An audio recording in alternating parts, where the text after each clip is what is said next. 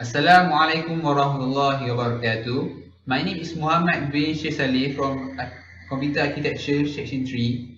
So today we are going to discuss an important topic in computer architecture, which is direct memory access, or DMA in short form. So basically, DMA take care of data transfer process. So direct memory access, or DMA, is a process where data being read or write whether from your input output or from your computer without involving the CPU. So for example, data being transferred from your computer into your external pen drive. So why we don't involve the CPU in this DMA process? So it is to speed up the process so that input output directly access with the memory. It also means to reduce the time consuming and data being transferred more faster than involve the CPU. So this connection between input output to the memory provided from DMA controller, or DMAC in short form. So DMA controller controls the DMA process. So DMA controller temporarily borrows the address bus, data bus, and control bus from the microprocessor and transfer the data directly between input-output into the memory location. So DMA transfer can be done in two ways, which is DMA transfer block and cycle stealing. So how DMA's controller work? So as we can see right here, we have four blocks, which is CPU, DMAC, this controller, and memory. They are connected with the bus. So we are going to transfer the data from external hard drive into your computer, for example. So firstly, CPU will setting up the DMC for the register such as address, count, and control panel. So next, CPU will contact the disk controller and read the data from your external hard drive. Then it will store the data inside the buffer. So buffer is a temporary storage so that we can store the data. So DMA process the information inside the buffer. So in order to proceed the process. Then DMAC will contact the disk controller, then store the data inside the main memory in your computer. Then this controller send acknowledgement to DMAC that he already finished his job. So then DMAC will check the byte count equals 0. Let's say the byte count not equal to 0, then the process will be repeated. If byte count equal to 0, then AC will send the interrupt to the CPU and the data transfer completes. Then CPU will send the user a message that data transfer complete. So I have a question for you guys. I hope you can answer it. It's very easy. So what is the function of buffer in this controller? So you have 10 seconds to think the answer.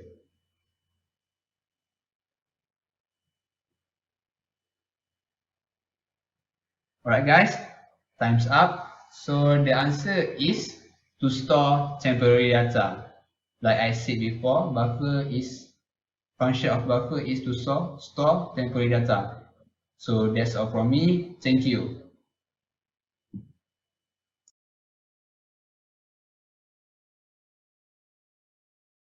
First reason, an important aspect of governing the computer system performance is the transfer of data between memory and input-output device. The second reason, the operation involves loading program or data files from disk into memory, saving file on disk, and accessing virtual memory page on any secondary storage medium. The process would be much quicker if we could bypass the CPU and transfer data directly from the input-output device to memory. Direct memory access does exactly that. And last reason, during the MA transfer, the CPU is idler and no control of the memory buses. Differences with or without DMA.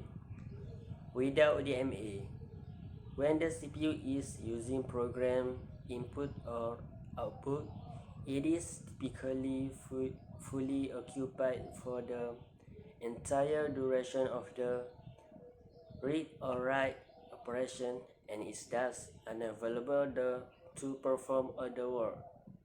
While with DMA, the CPU initiates the transfer, does other operation while the transfer is in progress, and receive an interrupt from the DMA controller when the operation is done. Next, DMA initialization.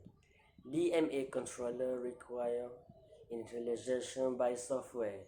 Typical setup parameters include the base address of the source area, the base address of the destination area, the length of the block, and whether the DMA controller should generate a processor interrupt once the block transfer is complete. And lastly, reading from an input-output device. Firstly, start with processor. Next, in all of these input or output device number, main memory buffer address, number of bytes to transfer, main memory buffer address, direction of transfer, will go DMA controller. Okay, hello everyone. So I will explain about types of DMA transfer, which is direct memory access transfer. So there are many types of them, but I will explain two from the types. So the first type is DMA transfer block. So in this DMA mode, DMA controller is the master of everything, and it is master of memory bus, which is the DMA controller is everything. And secondly, this mode is needed by the secondary memory, like hard disk drive that have a data transmission and are not to be stopped or slow without any loss of data transfer of blocks. And third is block DMA transfer. Block DMA transfer support faster I/O data transfer rates, but the CPU remains inactive for a relatively long period by tying up the system bus, which means the DMA transfer the I/O module is more faster and reliable, but the CPU remains inactively for a relatively long period. So that's more to the benefits of the DMA transfer block. Okay, now I will explain you second types of DMA transfer, which is cycle stealing. So in this method, the system allows the DMA controller to use the system bus to transfer one word only. After the executions of the one words, it should return back control of the bus to the CPU, which is central processing unit. And secondly, these methods actually can reduce a maximum of input and output transfer rates. And third, it's also reduce interference of the DMA controller in CPU memory access.